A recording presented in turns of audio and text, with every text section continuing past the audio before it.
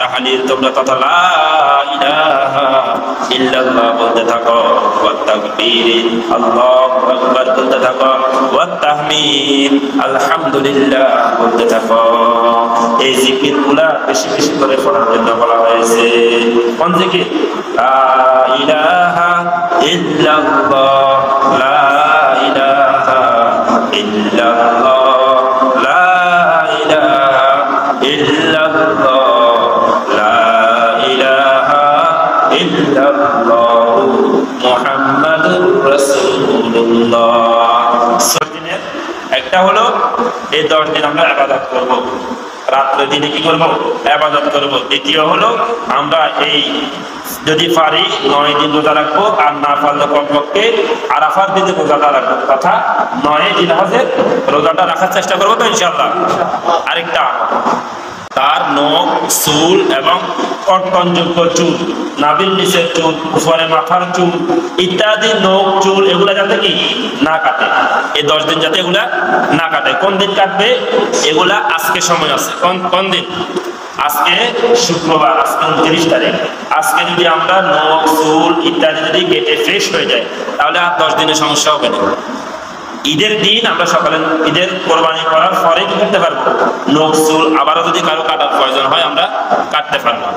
আর এই ব্যক্তি যদি এই নখ চুল না কাটে তাহলে সেও একটা কোরবানি সওয়াব পেয়ে যাবে। সুবহানাল্লাহ। মান রাআ হিলালা যিল হিজ্জাতি ওয়া আরাদা আন ইউযাহিয়া ফালা ইয়াখুযান্না মিন শা'রিহি ওয়ালা মিন আসফারিহি। যে ব্যক্তি জিলহজ মাসের চাঁদ দেখিবে, ওই ব্যক্তি যদি নিয়ত করে যে আমি তো কোরবান করব, আমি তো আল্লাহর রাস্তায় কোরবানি দিব, তাহলে ওই ব্যক্তি যেন তার নখ এবং কর্তনযোগ্য চুল যাতে না কাটে। কে বলেছেন? মুহাম্মদ রাসূলুল্লাহ সাল্লাল্লাহু আলাইহি ওয়াসাল্লাম বলেছেন। তাহলে আমরা আরেকটি আমল পাইলাম। এই আমলটা সহজ না কঠিন বলেন তো? সবাই মুখ খুলেন না, সহজ না কঠিন? আজকে মাগরিবের আগে আগে যদি আমরা নখ চুল ইত্যাদি যদি কেটে ফেলি, আর 10 দিন কাটা লাগবে না, তাহলে এই আমলটা সবাই করতে পারবো তো ইনশাআল্লাহ? চেষ্টা করবো তো ইনশাআল্লাহ? আরেকটা আমল বলবো না, আরেকটা আমল। এই দিনের মধ্যে, এই 10 দিনের মধ্যে প্রথমে বলেছি এই 10টা দিন আল্লাহ তাআলার নিকট অনেক দামি, অনেক প্রিয়। এই 10 দিনের আমলের চাইতে আল্লাহ তাআলার নিকট আর কোনো দিনের আমল এত বেশি প্রিয় নয়। এই দিনের মধ্যে বেশি বেশি তাকবীর বলার জন্য বলা হয়েছে। এই দিনের গুলোর মধ্যে বেশি বেশি তাহলিল তথা আল্লাহ তাআলার শুকর আদায়ের জন্য, আল্লাহ তাআলার প্রশংসা আদায়ের জন্য বলেছে।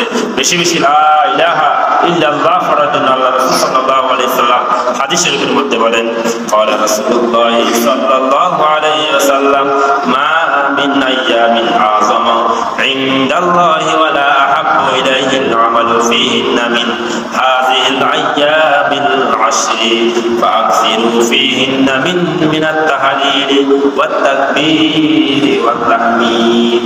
আল্লাহ রাসূল সাল্লাল্লাহু আলাইহি ওয়াসাল্লাম বলেন, আল্লাহ তাআলার নিকট এই 10টা দিনের মধ্যে, এই 10টা দিনের আমলের চাইতে অন্য কোনো আমল এত গুরুত্বপূর্ণ নয়, অন্য কোনো আমল এত বেশি দামি নয়। এই 10টা দিনের মধ্যে বেশি বেশি করে ফাকসিরু ফীহিন্না, তার মধ্যে বেশি বেশি করে তোমরা আদায় করো মিনাত তাহলিল, আল্লাহ তাআলা সুবহানাল্লাহ ওয়ালহামদুলিল্লাহ ওয়ালা ইলাহা ইল্লাল্লাহ, সুবহানাল্লাহ ওয়ালহামদুলিল্লাহ ওয়ালা ইলাহা ইল্লাল্লাহ, সুবহানাল্লাহ ওয়ালহামদুলিল্লাহ ওয়ালা ইলাহা ইল্লাল্লাহ। এই তাকবীরগুলো বলতে পারবো তো ইনশাআল্লাহ? কথা বলেন সবাই। এই জিকিরগুলো করতে কি কষ্ট হবে কারো? আলাদা সময় প্রয়োজন আছে? ওযু গোসলের প্রয়োজন আছে না? বলেন। আপনি যখন বসে বসে তাসবিহ পড়বেন, আপনি যখন আপনার পেরেশানিতে থাকবেন, তখন আপনি এই জিকিরটা করতে পারবেন। আপনি যখন আপনার ঘরের কাজকর্ম করবেন, তখন মুখে থাকবে লা ইলাহা ইল্লাল্লাহ। আপনি যখন চাকরিতে থাকবেন, তখন আপনি মুখে বলতে পারবেন লা ইলাহা ইল্লাল্লাহ, লা ইলাহা ইল্লাল্লাহ।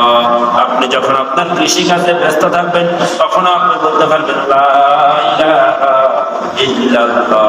আপনি যখন রান্না বান্নায় ব্যস্ত থাকবেন, তখন আপনি বলতে পারবেন সুবহানাল্লাহ ওয়ালহামদুলিল্লাহ ওয়া লা ইলাহা ইল্লাল্লাহ সুবহানাল্লাহ ওয়ালহামদুলিল্লাহ ওয়া লা ইলাহা ইল্লাল্লাহ। এই জিকিরগুলা যত বেশি পারি যত বেশি করি, হাদিস শরীফের মধ্যে বলছে ফাকসিরু ফিহিন্না, এই 10 দিনের মধ্যে বেশি বেশি করে তোমরা জিকিরগুলা করো। করতে পারবো তো ইনশাআল্লাহ? আল্লাহ তাআলা আমাদের সকলকে করার তৌফিক দান করুন। সকলে বলে আমিন।